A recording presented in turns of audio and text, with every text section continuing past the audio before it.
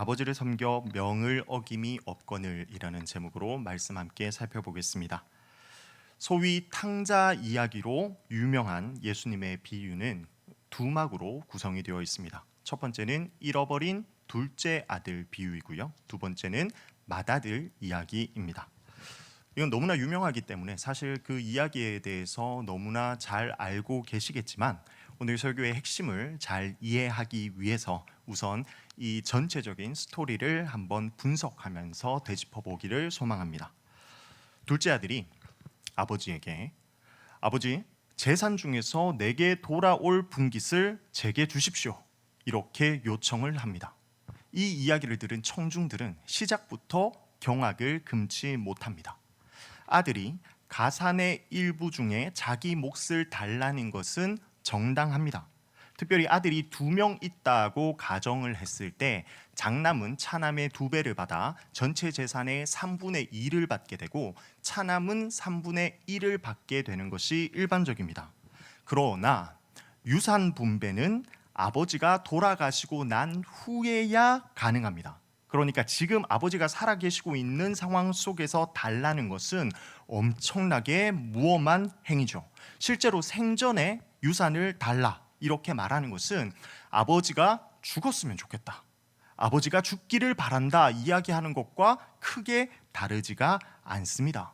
다시 이야기하면 나는 아버지께 받을 재산은 원하지만 아버지는 싫습니다 라고 이야기하는 것이죠. 둘째 아들에게 있어서 아버지라는 존재는 그저 유산을 물려받기 위한 수단이었던 겁니다. 그런데 이제는 그 관계마저도 싫고 지겨워서 이제는 벗어나고 싶은 상황인 거죠. 이 자체로도 너무나 충격적인데 아버지의 반응은 훨씬 더 충격적입니다.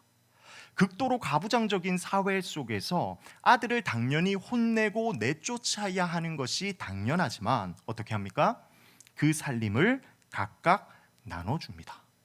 아들에게 자신이 보여주는 그 사랑을 거부당하는 고통도 너무 큰 상황이고 심지어 이제는 처참하게 명예훼손까지 당하고 있는 상황인데 그것을 참고 견디며 아들이 원하는 대로 베풀어 주었죠. 그때 이제 둘째 아들은 그 유산을 가지고, 유산이라고 하기도 이상하지만 그 재산을 가지고 먼 나라로 갑니다. 그러면서 신나게 자기가 원하는 대로 살아가게 되죠. 어떻게 됩니까? 전 재산을 모두 다 탕진합니다. 그리고 돼지와 같은 신세로 전락하게 됩니다. 그리고 이제 어떻게든 좀 생존해 보고자 스스로 계획을 짜봤더니 어떻게든지 아버지의 집으로 돌아가는 것이 옳다고 판단을 했습니다. 대신에 이제 아들의 자격을 잃었음을 아버지께 시인하고 그렇게 품꾼으로만 좀 써달라 이렇게 부탁할 계획을 세웁니다. 당시에 종이라고 하면요, 주인집에 살면서 같이 일하는 사람입니다. 반면에 품꾼이라고 하면 그 집에 같이 살지는 않고 그 인근에 살면서 시키는 일을 하는 상공인 정도를 볼 수 있습니다. 그러니까 종이라고 하면 조금 더 가족적인, 조금 클래스가 있는 사람이고 품꾼은 그 안에서도 가장 낮은 위치에 있는 사람이라는 것을 볼 수 있습니다. 그렇게 돼지 우리에서 몇 번의 대사 연습을 한 후에 이제 아버지를 대면할 준비를 마치고 귀향길에 터덜터덜 오르기 시작합니다. 그때 렌즈는 아버지의 장면으로 넘어갑니다. 저기 멀리서 아들 같은 형체가 멀리서 걸어오는 모습이 보이자 아버지는 그를 보고 단번에 달려갑니다. 중동의 가부장은 달리지 않습니다. 아비와 여자와 젊은 남자는 달릴 수 있지만 기품 있는 가장은 절대 달리지 않습니다. 그러나 아버지는 달리셨습니다. 거기서 끝이 아닙니다. 자신의 그 거부가 당했던 고통이 있고 자존심이 있었을 터인데 그것을 다 내려놓고 감정을 마음껏 드러내 목을 안고 입을 맞춥니다. 이때에 아들이 준비했던 멘트를 하죠. 제가 죄를 지어서 이제 아들이라 불릴 수는 없습니다. 그랬더니 아버지는 종들에게 제일 좋은 옷을 입히게 하고 손가락에는 가락지를 끼우고 발에는 신발을 신겨라 이렇게 명령합니다. 여기서 제일 좋은 옷은 큰 영예를 의미합니다. 당시에는 훈장이라는 개념이 없어서 왕이 신하가 어떠한 큰 일을 해냈을 때 좋은 옷을 하사하는 개념으로, 오늘날의 훈장의 개념으로 그렇게 하사를 했습니다. 그것을 봤을 때 이 큰 제일 좋은 옷은 아들의 신분 회복에 대한 증표라는 것을 확인할 수 있습니다. 거기서 그치지 않습니다. 아버지는 종들에게 축하연을 열고 살찐 송아지를 내놓게 합니다. 당시에 육류는 비싸서 특별한 잔치에만 고기를 내놓는데 특별히 그 중에서도 살찐 송아지로 잔치를 합니다. 이것은 최고 비싼 고기를 의미합니다. 그리고 그 초대되었던 사람들은 온 마을의 사람들입니다. 온 마을 사람들이 있는 자리에서 아들이 이제 다시 아들로서의 그 신분이 회복되었다는 것을 공식적으로 공포하며 다 마음껏 즐기게 하는 자리를 마련해 주신 겁니다. 너무나 감격스럽습니다. 하나님의 사랑과 용서는 어떠한 죄나 허물도 다 사면해 주시고 다 회복시켜 주실 수 있다라는 것을 보여주는 말씀이죠. 우리가 어떻게 살든지, 하나님을 심지어 배반하든지 은혜가 풍족한 아버지의 집으로 돌아오기만 하면 용서받을 수 있다라는 것을 볼 수 있습니다. 또 우리는 이 탕자 이야기라고 했을 때 이 이야기까지 우리는 집중해서 바라보고는 했습니다. 근데 이게 전부입니까? 그렇지 않죠. 우리가 함께 읽었던 본문의 내용이 그 뒤에 따르고 있는 것을 확인할 수 있습니다. 근데 사실 하나님의 끝없는 은혜에만 집중을 한다면 사실 이 둘째 아들 이야기에서 마무리하는 것도 이상할 것이 없습니다. 오히려 여기서 마무리하면 조금 더 자연스럽게 이야기가 끝날 것 같습니다. 그런데 굳이 우리가 함께 읽었던 그 본문 맏아들 이야기가 들어있다는 말이죠. 그렇다면 이 이야기는 왜 더 있는 것일까요? 그 대답은 예수님의 비유가 시작된 배경을 살펴보면 답을 알 수 있습니다. 누가복음 15장 1절과 2절 말씀입니다. 제가 읽겠습니다. 모든 세리와 죄인들이 말씀을 들으러 가까이 나아오니 바리새인과 서기관들이 수군거려 이르되 이 사람이 죄인을 영접하고 음식을 같이 먹는다 하더라. 자, 예수님의 말씀을 들으러 온 두 부류의 사람들이 있습니다. 첫 번째 부류의 사람들은 세리와 죄인들입니다. 이들은 성경의 율법, 특별히 도덕법을 준수하지 않습니다. 더 나아가 유대인의 정결의식 규율도 전혀 지키지 않죠. 율법과 전통과 윤리를 버리고 집을 나가서 방탕하게 살고 있는 사람들입니다. 반대로 두 번째 부류의 사람들이 있습니다. 2절에 누가 등장합니까? 바리새인과 서기관이 나옵니다. 이들은 자라면서 배운 전통과 윤리와 율법을 철저하게 고수합니다. 그리고 성경을 열심히 공부하고 실제로 삶 가운데에서 배운 대로 살고자 또 순종하고자 노력하는 사람들이었습니다. 그들이 수군수군합니다. 예수님이 죄인을 영접하고 음식을 같이 먹는다, 율법에 맞지 않는 행동을 한다 하면서 이렇게 비난하고 있는 부분이죠.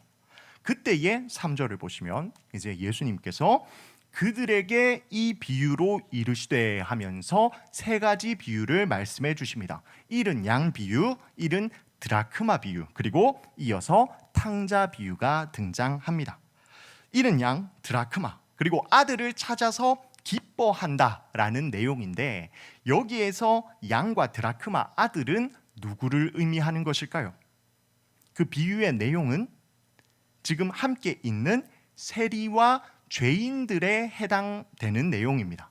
그러면 이 내용을 누구에게 말씀하고 계시는 상황입니까? 바리새인과 서기관들이 지금 이 비유에 대해서 예수님께 듣고 있는 것이죠.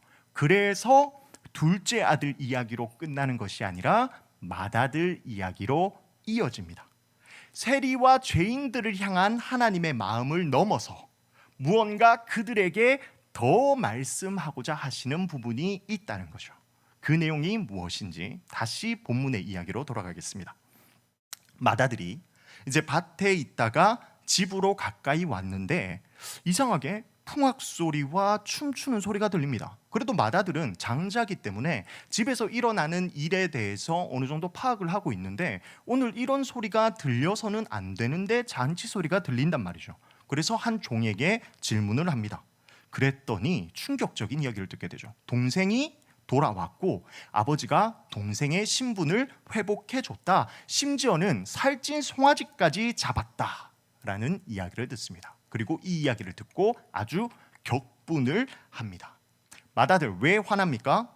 자신은 여러 해 동안 아버지를 섬겼지만 내게는 염소 새끼 한 마리도 안 줘서 친구랑 즐기게 하신 적이 없었습니다. 그런데 동생은 지금 가산을 다 탕진하고 돌아왔는데 이를 위해서 살찐 송아지를 잡았죠. 이것은 너무나 불공평합니다. 근데 더 무서운 건요, 지금 당장에는 살찐 송아지 한 마리입니다. 사실 이 정도는 그래도 베풀 수 있습니다. 그러나 아버지가 취했던 그 행동의 결과는 송아지보다 훨씬 더 큰 대가를 수반하게 됩니다. 동생이 다시 아들이 되었죠. 다시 상속자가 된 겁니다. 지금 이 집안에는 아들이 3분의 1의 재산을 가져갔고 3분의 2의 재산이 남아있는 상태입니다. 근데 이 3분의 2 나중에 누구께 되어야 합니까? 맏아들 거죠. 시간이 지나면 이게 자기의 소유가 되는데 문제는 여기에 둘째 동생이 다시 끼어 들어왔습니다. 신분이 회복이 되었죠. 나중에 시간이 지나면 남아있는 3분의 2 중에서 또 3분의 1을 동생이 유산으로 물려받게 되는 그러한 첫째 아들 입장에서는 끔찍한 상황이 일어난 겁니다.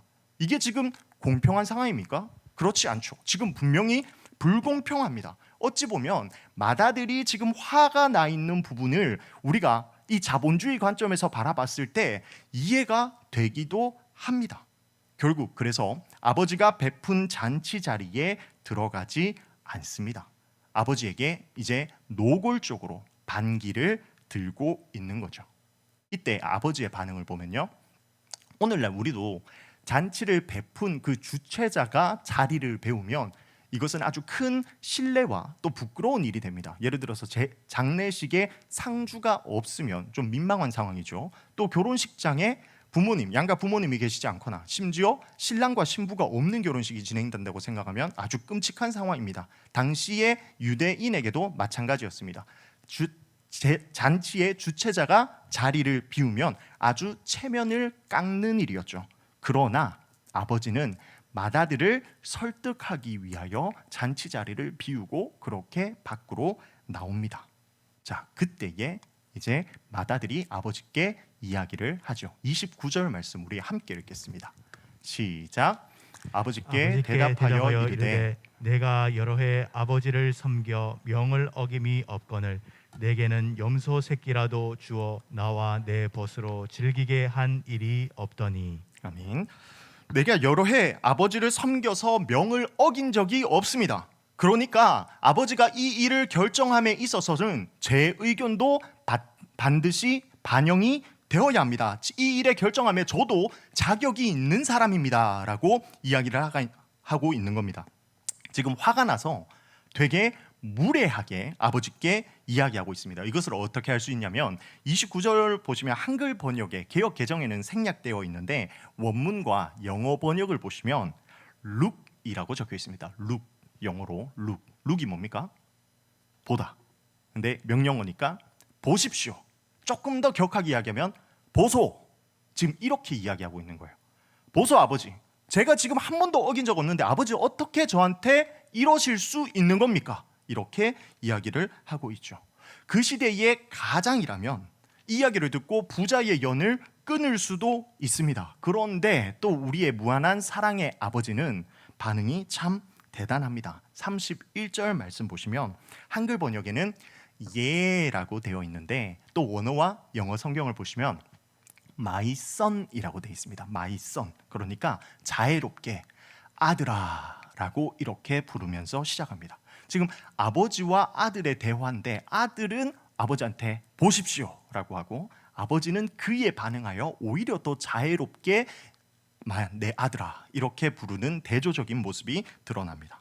그리고 너는 나와 항상 함께 있었고 내 것이 전부 다 네 것인데 지금 동생은 죽었다가 살아나지 않았느냐. 그러니까 이 동생을 위해서 함께 기뻐할 때지 않을까? 너도 이 기쁜 잔치 자리에 동참하지 않겠니? 이렇게 이야기가 끝이 납니다. 근데 되게 이상하죠. 이렇게 이야기가 끝이 나버리는 겁니다. 맏아들이 아버지와 화해를 했는지, 그 잔치 자리에 들어갔는지 안 들어갔는지 모릅니다. 예수님은 왜 이 이야기의 결과를 마무리시키지 않고 끝내셨을까요? 바로 그 이야기의 청중이, 지금 이 이야기를 듣고 있는 사람이 바리새인 서기관이기 때문입니다. 예수님은 지금 자신을 대적하고 있는 바리새인 서기관들에게 이 메시지에 반응할 것을 촉구하고 계시는 겁니다.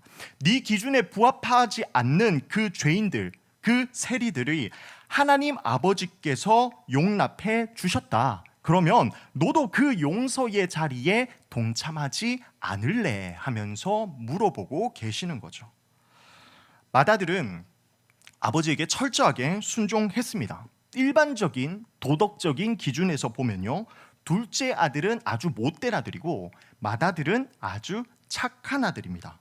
그러나 아버지와 멀어져 있는 것은 사실 첫째 아들이나 둘째 아들이나 똑같은 상태라는 거죠. 그래서 아버지는 밖으로 나가 맏아들을 잔치 자리로 불러들여야만 했습니다. 때문에 이 비유에서 이야기하고 있는 잃어버린 아들은 실제로 하나가 아니라 둘인 것입니다. 놀랍게도 첫 번째 집을 나갔던 둘째 아들은 아버지께로 돌아와 이제 더 이상 잃어버려진 상태가 아니게 되었는데, 맏아들은 여전히 잃어버려진 상태로 이야기가 끝이 나버렸다는 거죠. 그래서 흔히 이것을 탕자 이야기 혹은 탕자 비유라고 이야기를 하는데, 11절을 보시면요, 이렇게 시작합니다. 어떤 사람에게 두 아들이 있는데, 예수님이 비유를 시작할 때 이렇게 이야기를 하시죠. 그러니까 이 비유의 제목은 명확히 따지면 잃어버린 두 아들 이야기로 하는 게 옳다는 겁니다. 아버지의 사랑을 잃었던 이유, 특별히 첫 번째 아들이 사랑을 잃었던 이유가 뭡니까? 아버지를 섬겨 명을 어김이 없거늘. 오늘 설교 제목입니다. 그는 착함에도 불구하고 아버지와 멀어진 것이 아닙니다. 오히려 착하기 때문에 아버지와 멀어졌던 것이죠. 맏아들과 아버지를 갈라놨던 것은 불순종이 아니라 율법적 순종에서 오는 교만 때문에 오히려 아버지와 관계가 멀어졌다는 겁니다. 맏아들이 원했던 것은 무엇이었을까요? 표면상으로는 드러나지 않습니다만 우리는 그 결과를 통해서 알 수 있죠. 결국 둘째 아들과 똑같이 아버지의 재물을 원했다는 겁니다. 그것을 구하는 방식만 달랐죠. 둘째 아들은 아주 뻔뻔하게 아버지 그냥 저 주십시오 하면서 대놓고 드러냈고, 맏아들은 그렇게 뻔뻔할 수는 없었기 때문에 나는 불순종한 적이 없으니까 내가 원하는 것, 내가 마땅히 받아야 할 것을 나에게 주십시오라고 주장하고 있는 겁니다. 결국 맏아들도 그 순종함을 통해서 자신의 마땅한 권리를 챙기려 했고, 그 권리가 아버지의 권리 이상이 되어 아버지를 좌지우지할 수 있는 그 위치에 서고 싶어 했다는 거죠. 이것을 통해 결국은 맏아들도 똑같이 반항하는 결과에 이르게 되는 것을 볼 수 있습니다. 맏아들도 아버지를 사랑한 것이 아니라 아버지를 이용해서 자기의 이기적인 그 목표를 이루려 했을 뿐이었다는 거죠. 죄라고 하면 사실 대부분이 생각하는 죄는 행동 규범을 지키지 않는 것을 우리가 많이 생각합니다. 그러나 예수님은 이 비유를 통해서 죄의 개념을 훨씬 더 심화시킵니다. 모든 도덕법, 그 율법을 잘 지키면 우리에게 권리가 생긴다라고 착각을 하죠. 이때 권리가 뭡니까? 내가 말씀대로 잘 순종하면 하나님께서 나에게 기도 응답을 해 주셔야 되는 권리, 나의 행복한 삶을 보장해 주셔야 되는 권리, 내가 천국에 들어갈 수 있도록 그 입장권을 확증해 주셔야 한다는 권리가 있다고 착각하는 겁니다. 그리고 동시에 하나님은 우리에게 이러한 것들, 내가 바라는 것들을 반드시 주셔야 하는 의무가 있다고 착각을 하는 거죠. 더 이상 무한한 은혜로 나를 용서해 줄 구주는 이제 필요하지 않습니다. 왜 그렇습니까? 율법을 잘 지킴으로써 나의 마땅한 권리를 내가 차지하면 그 권리만으로 내가 살아갈 수 있다라고 착각하기 때문입니다. 이제 내 구주는 내가 되는 것이죠. 때문에 윤리도덕을 잘 지키고 예배의 자리에 적극적으로 반응은 하지만 하나님 아버지의 권위에 반항을 하게 되는 겁니다. 그렇게 사랑 없는 충성이 오히려 죄가 될 수 있다는 거죠. 다시, 사랑 없는 충성이 하나님 앞에서 죄가 될 수 있다는 겁니다. 만약 하나님 앞에 하나님, 제가 순종했기 때문에 하나님께서 반드시 저에게 복을 주셔야 합니다 라고 생각하신다면 사실 이것은 마다들과 동일한 모습입니다. 결국 자신에게 행복과 만족을 주는 것은 아버지 그 자체 혹은 아버지와의 관계, 사랑이 아니라 아버지로부터 받게 되는 재물이었다는 거죠. 나를 아들이라 불러주신 그 엄청난 사랑과 은혜는 잊어버린 채 아버지가 줄 것만을 찾고 있는 모습인 겁니다. 둘째 아들이 아버지로부터 떠났습니다. 사실 이것은 명백하게 드러납니다. 왜냐하면 마음뿐만 아니라 몸까지도 함께 아버지로부터 떠났기 때문입니다. 하지만 그가 돌아올 때도 몸뿐만 아니라 마음까지 함께 돌아왔기 때문에 이제는 아버지와의 관계가 회복되고 아버지와의 사랑을 누린다는 것을 확인할 수 있게 되었습니다. 그러나 맏아들은 집에 남아 있었지만 오히려 아버지와 마음이 더 멀어져 버렸습니다. 그런데 문제는 뭐다? 멀어졌다는 것을 알지 못했다는 거죠. 자기 진상을 파악하지 못했습니다. 아버지랑 같이 있었기 때문에. 만약에 누군가가 이 1세기에 바리새인에게 당신은 지금 하나님과 멀어진 상태입니다 라고 말한다면 아마 난리가 날 겁니다. 감히 당신이 나에게 그런 이야기를 할 수 있습니까? 저는 하나님께서 명하신 명령을 다 지켜 행하고요, 누구보다 잘 순종하고요, 누구보다 하나님과 가까이 있는 사람입니다 라고 반드시 이렇게 이야기할 겁니다. 자신의 상태를 알지 못했죠. 왜냐하면 하나님 곁에서 하나님이 시키는 일을 철저하게 해왔기 때문입니다. 그들의 몸은 분명히 아버지와 가까이 있었지만 마음은 완전히 하나님으로부터 멀어진 상태였다는 거죠. 그래서 예수님이 그렇게 호되게 혼내셨던 그룹이 바리새인 서기관이었고 결국 하나님께로 돌이킬 수 없는 상태로 남아있도록 그렇게 남아있게 이야기는 끝이 나고 마는 겁니다. 여기 수요 예배 자리에 나오신 우리 성도님들은 아마 이 중에 아버지를 버리고 떠난 둘째 아들이 있지는 않을 것 같습니다. 왜냐하면 몸이 지금 하나님께 있고자 이렇게 예배 자리로 나와 오셨기 때문입니다. 오늘날 떠난 둘째 아들이 누굴까라고 생각해 본다면 여전히 하나님을 알지 못하는 사람이나 혹은 우리가 교회 간다고 욕하는 사람이나 혹은 교회에 나왔으나 이제는 더 이상 나오지 않는 그러한 사람들이 속할 수 있겠죠. 그렇다면 우리 성도님들은 분명히 떠난 둘째 아들은 아닐 텐데 그러면 누구랑 비슷한 상태이십니까? 회개하고 돌아온 둘째 아들입니까? 아니면 충성하고는 있지만 반항하고 있는 맏아들입니까? 스스로를 잘 점검해 보셔야 합니다. 내가 맡고 있는 직분과 봉사의 내용과 예배의 참석 횟수로 맏아들이 아니다. 이것을 증명할 수 없습니다. 왜냐하면 맏아들도 그것들을 다 해왔기 때문에 그 중심이 어디 있냐? 사랑하고 있느냐? 이게 진짜 중요한 점검 포인트라는 거죠. 그러면 어떻게 점검할 수 있을까요? 수요 예배 자리에 왜 나오셨습니까? 나를 구원해 주신 그 하나님 아버지께 영광 돌리고 그 하나님께 감사드리기 위해서 나오셨습니까? 아니면 하나님이 명령하신 예배의 자리 잘 지켜서 하나님께서 부어주시는 무언가를 받고자 나오셨습니까? 만약 스스로의 모습이 맏아들과 같다고 느껴지신다면 내 마음속에 하나님을 섬겨서 그 명을 어김이 없으니 내가 기도하는 거 하나님 다 들어주셔야 합니다 라고 생각한다면 오늘 우리가 함께 기도하는 시간 가운데에 우리 마음을 아버지께 돌이키기를 소망합니다.